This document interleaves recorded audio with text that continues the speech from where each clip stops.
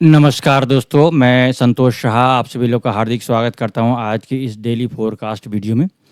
आज का ये वीडियो बनाने में थोड़ा-सा देरी हो गया, उसके लिए सॉरी। लेकिन मैं अभी जो प्रॉपर इन्फॉर्मेशन दूँगा इसके हिसाब से भी आप लोगों को बहुत बहुत ज़्यादा बेनिफिट होने वाला है। बस अच्छा से समझने का कोशिश करिएगा, ठीक है? तो चलते हैं आज की इस वीडियो को विस्तार से समझने के लिए। इस वीडियो के माध्यम से मैं आप लोगों को फॉरेक्स फैक्ट्री के माध्यम से समझाने का प्रयास करूंगा कि आज क्या इंपॉर्टेंट मेजरेबल है, और चार्ट के माध्यम से टेक्निकल वाइज समझाने का प्रयास करूंगा कि कहां से हम सेल और बाई कर सकते हैं। तो देरी नहीं करते हुए सीधे चलते हैं फॉरेक्स फैक्ट्री के वेबसाइट में। तो यहाँ हम आ गए हैं फॉरेक्स फैक्ट्री की वेबसाइट में, और आप देख पा रहे हैं कि आज 5 तारीख मई है और आज एक हाई इम्पैक्ट का न्यूज है ठीक 7:30 में। तो अभी समय है, और उस टाइम में जो वॉलेटिलिटी है बहुत अच्छा रहेगा, और लास्ट फ्राइडे का जो इम्पैक्ट है वो भी आज के दिन में देखा जाएगा शाम को जब यूएस सेशन खुलेगा। तो इसीलिए बहुत ही शानदार प्रकार से आज की इस सेशन को समझना है ताकि अच्छा से आप ट्रेड में प्रॉफिट कर सकें। और अगर हम देखें न्यूज़ के हिसाब से तो जो अभी वर्ल्ड में चल रहा है जियोपॉलिटिकली, और डॉलर का जो कमजोरी है, डॉलर कमज़ोर होने की वजह से, और गोल्ड जो है थोड़ा सा अपसाइड की ओर जाने लगा। और साथ ही साथ एक बहुत ही इम्पोर्टेंट बात है कि अभी इस वीक में जो एफओएमसी का न्यूज़ होने वाला है, और चाइना यूएस का जो ट्रेड वार है उसके बीच में बात भी होने वाला है। तो इसका इफेक्ट जो है मार्केट में इस सप्ताह में पड़ेगा, इसीलिए इन बातों पर भी ध्यान रखना बहुत ज़रूरी है। जहाँ तक एफओएमसी का बात है वो तो आपको टाइमली हो जाएगा और उसका इन्फॉर्मेशन भी मिल जाएगा, लेकिन ये जो यूएस चाइना का जो टैरिफ वार है उसका जो है अभी कोई बातचीत फाइनल जगह तक नहीं पहुंचा है, जिसके कारण से ये कहना मुश्किल है कि ये क्या होगा बोलकर, ठीक है? तो उस पर नज़र रखना पड़ेगा, और जो भी होगा वो सबके सामने में होगा, और उसके हिसाब से मार्केट के ऊपर में इफेक्ट भी पड़ेगा।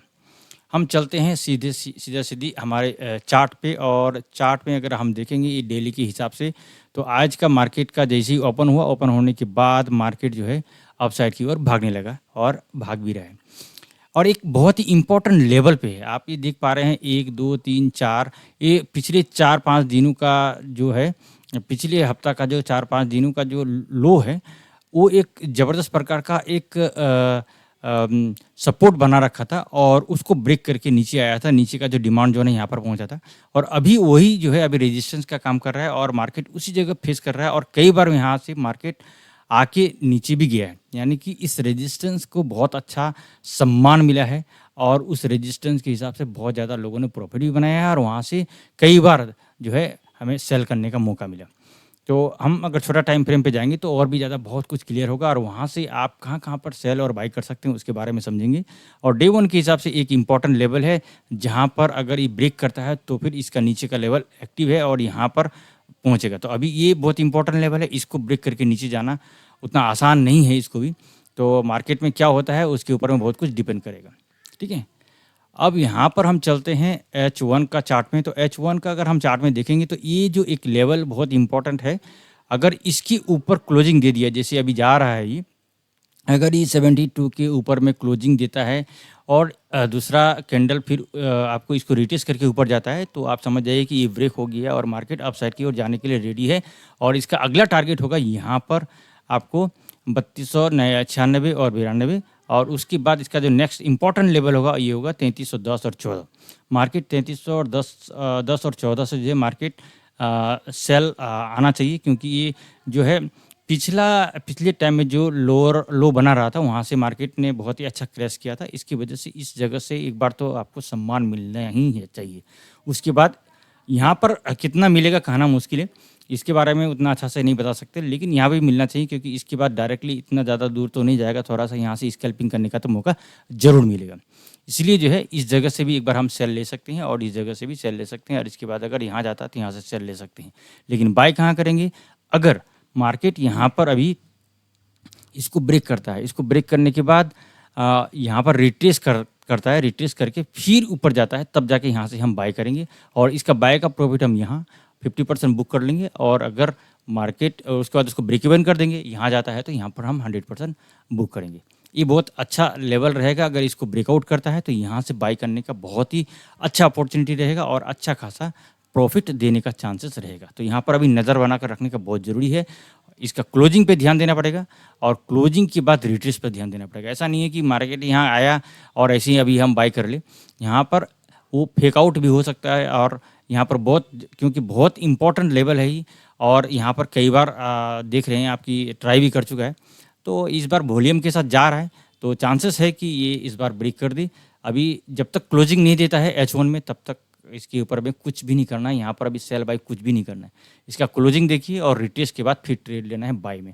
और अगर क्लोजिंग के बाद फिर से वापस इधर अंदर ही आ जाता है, इधर आ जाता है, तो फिर तो आपका वो जो है ब्रेकआउट फेकआउट में बदल जाएगा। तो अभी इसका ब्रेकआउट अगर हो रहा है, इसका क्लोजिंग के बाद ही हमें डिसाइड करना है, ठीक है।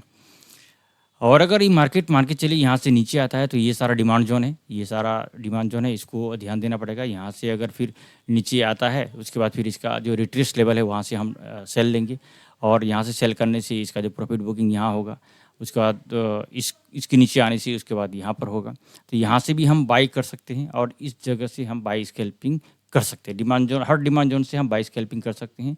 और अगर ये एक इम्पॉर्टेंट लेवल है, ये तो बहुत स्ट्रॉन्ग लेवल है, अगर मार्केट यहाँ तक आता है तो यहाँ से ज़रूर बाय करना चाहिए।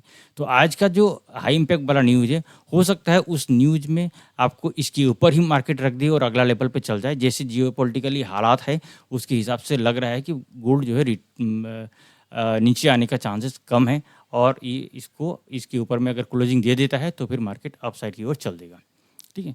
हम चलते हैं DXY में। तो DXY को अगर हम देखेंगे तो DXY आप देख रहे हैं कई दिनों से इस येलो बॉक्स के अंदर में घूम रहा है। जब तक इसके अंदर रहेगा तब तक साइडवेज ही रहेगा और इसका ट्रेंड डाउन ही रहे डे 1 के हिसाब से और डाउन के हिसाब से चलेगा, ठीक है। और ये कमज़ोर रहेगा तो गोल्ड मजबूत होगा। अगर हम H1 के हिसाब से देखेंगे तो H1 में इस चैनल के अंदर में ये घूम रहा है और अगर ये इसको सपोर्ट लेके फिर अगला लेवल इसका अगर 100.4 तक जाता है तो यहाँ से फिर मार्केट रिट्रेस करने के लिए नीचे आ सकता है इस लेवल को। तो इस चैनल को देखना पड़ेगा और इससे जब यहाँ पर आने से इधर बाई जाने के चांसेस रहेगा और यहाँ पर आता है तो यहाँ से सेल आने का चांसेस रहेगा। इसका मतलब है अगर यहाँ आता है, नीचे आता है तो गोल्ड जो है ऊपर उसके बाद गोल्ड वहाँ से नीचे आने का चांसेस रहेगा, क्योंकि यहाँ से फिर इस चैनल के हिसाब से अगर देखेंगे तो यहाँ से गोल्ड DXY अपसाइड की ओर जाने का कोशिश करेगा और इस जगह चला जाएगा तो गोल्ड उस टाइम में डाउन साइड रहेगा, तो वहाँ से गोल्ड फिर अपसाइड की ओर जाने का कोशिश करेगा, क्योंकि यहाँ से DXY अगर नीचे आता है तो ये था इन्फॉर्मेशन। मैं उम्मीद करता हूँ कि ये जानकारी आप लोगों को बेनिफिट करेगा और अगर आप प्लानिंग के साथ ट्रेड करेंगे तो आपको ट्रेड में बेनिफिट होने लगेगा। अगर आप लोगों ने यहाँ तक ध्यानपूर्वक वीडियो को देखा है तो आप सभी लोगों को हृदय की गहराई से बहुत बहुत धन्यवाद। चैनल में पहली बार है तो ज़रूर सब्सक्राइब कीजिए और शेयर एंड लाइक भी कीजिए। Thank you very much.